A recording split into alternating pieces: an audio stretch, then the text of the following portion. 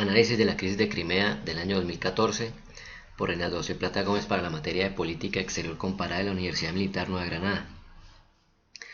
Para el presente trabajo manejaremos la siguiente agenda: los antecedentes del conflicto, las causas, los hechos importantes, las acciones políticas y militares tomadas durante el conflicto y las conclusiones. La crisis de Crimea de 2014 principalmente tiene unos participantes principales que son Rusia, Crimea, Ucrania, la ONU, la Unión Europea y Estados Unidos. ¿Qué antecedentes tenemos del conflicto? El 30 de marzo del año 2012, la Unión Europea y Ucrania firmaron un acuerdo de asociación y de libre comercio. Sin embargo, los dirigentes de la Unión Europea decidieron que debía ratificarse ese tratado hasta que Ucrania resolviera su política interna. Su situación de política interna estaba afectada debido a que su presidente Yanukovych había encarcelado a Yulia Timoshenko y Yuri Lutsenko después de haber ganado los comicios electorales. Y existía una polarización entre el movimiento Euromaidán y los prorrusos.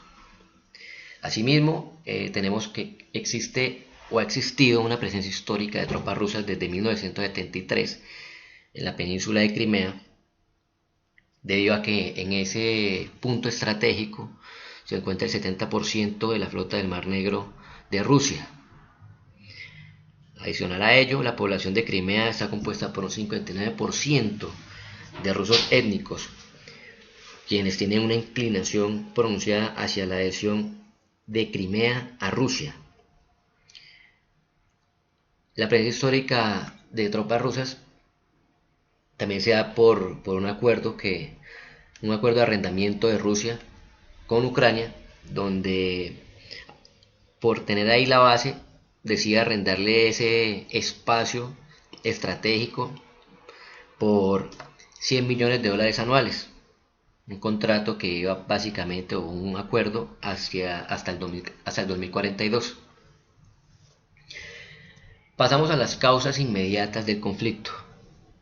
El 26 de noviembre de 2013 ocurre una revolución en Kiev, liderada por el movimiento Euromaidán, debido a la suspensión de los acuerdos entre la Unión Europea y Ucrania.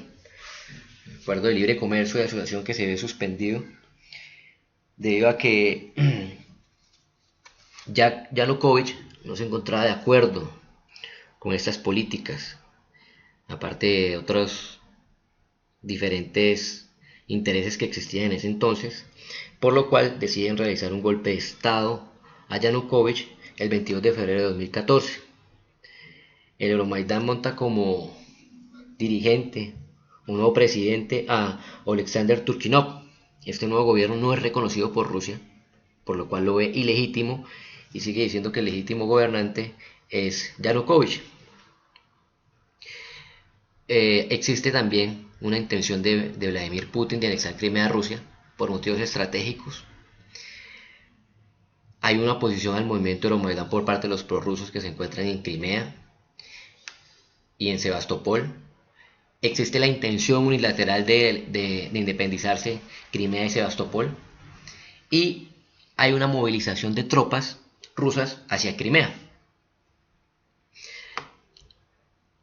¿Qué hechos importantes hay en ese conflicto? Empezamos con la destitución de Yanukovych, que fue básicamente lo que explotó el conflicto.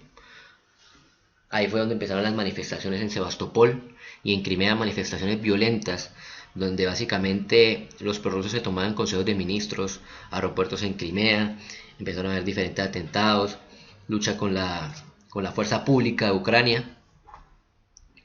Se inclusive montan un nuevo dirigente en Crimea, suponiendo ya que Crimea estaba independizada de Ucrania, aunque Ucrania no reconocía esta independencia. Sin embargo, Rusia sí reconoció este nuevo gobierno y acude en su ayuda con el discurso político de que va a ayudar a sus ciudadanos rusos que se encuentran en Crimea y en Sebastopol.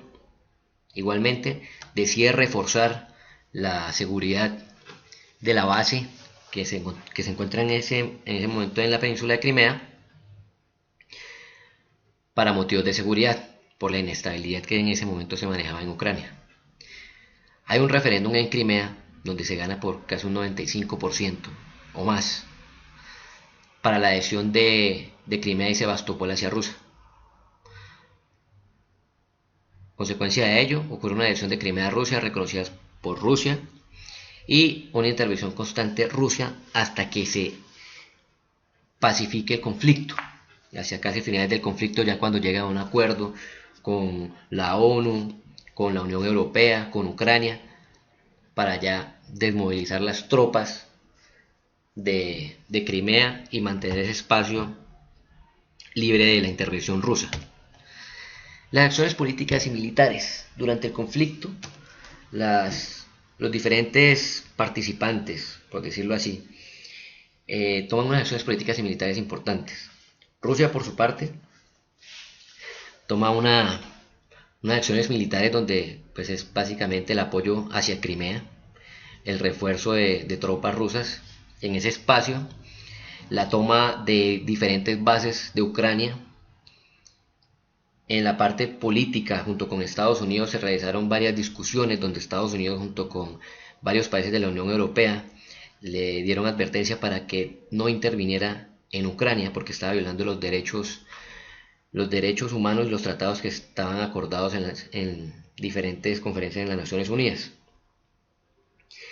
Por lo cual ocurren diferentes sanciones de visados, sanciones económicas hacia Rusia por parte de diferentes países, inclusive de las Naciones Unidas también.